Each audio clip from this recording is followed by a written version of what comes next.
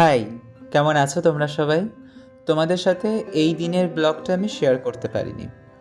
এই দিনটা হচ্ছে বিট্টুর বাড়ির বগলামুখী মায়ের বিসর্জনের দিন। অ্যাকচুয়ালি এত ভিডিও দিয়েছি, আর স্পেশালি এই দিনের ভিডিওটা আমার শেয়ার করাই হয়নি। তো আজকে ভাবলাম এডিট করে তোমাদের সাথে শেয়ার করি। তো দেখেই নিলে আমরা রেডি হয়ে বেরিয়ে পড়েছিলাম ওর বাড়ির উদ্দেশ্যে। তারপর গিয়ে আমি সমস্ত বরণের জিনিসগুলোকে এক এক করে রেডি করে রেখেছিলাম। তারপর মায়ের আরতি শুরু হলো, আর আরতির পরে মায়ের বরণ শুরু হবে। আচ্ছা, বরণ নিয়ে এই ভিডিওটা আরও মেনলি করা যে অনেকে আমাকে বরণ নিয়ে অনেক ভালো বলেছে, আবার কিছু কিছু মানুষ তারা তাদের বাজে মন্তব্যও পেশ করেছে। তাতে আমার কোনো আপত্তি নেই। সোশ্যাল মিডিয়া সাইটে যদি 10 জন থাকে, 5 জন ভালো কথা বলবে, 5 জন খারাপ কথা বলবে, এটা নিয়েই পুরোটা। কিন্তু যারা বলেছে যে বাড়ির মেয়েরা কোথায়, বউরা কোথায়, আমি সেটার উদ্দেশ্যে বলে রাখি, প্রথম বরণ কিন্তু বিট্টুর বাড়ির সমস্ত মহিলারা বা কাকিমা যিনি, তিনিই কিন্তু করেছেন। তারপরে আমরা বরণ শুরু করেছিলাম। আচ্ছা, এরপরেও বলে রাখি, যারা বলেছিলে যে পান খেতে খেতে বরণ, এটা কিন্তু একটা নিয়ম। তো এটা আমাদের বাড়িতেও আছে। আমরা বরণের আগে বা মায়ের বিসর্জনের দিনকে আমরা মাছ ভাত খাই, তারপরে পান খেয়ে মাকে বরণ করা হয়।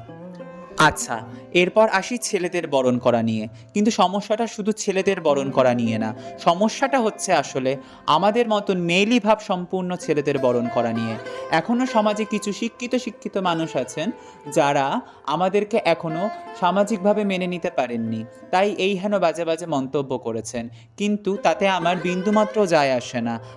তবে আমি কোনো শাস্ত্রসংহত বিষয় নিয়ে কথা বলতে চাই না, কারণ এই বিষয়ে আমার কোনো জ্ঞান নেই।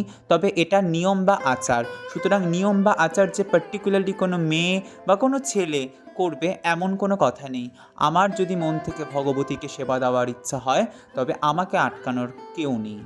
তাতে আমি ছেলে হই বা মেয়ে হই বা মেয়েলি ছেলে হই, আমার কিচ্ছু যায় আসে না।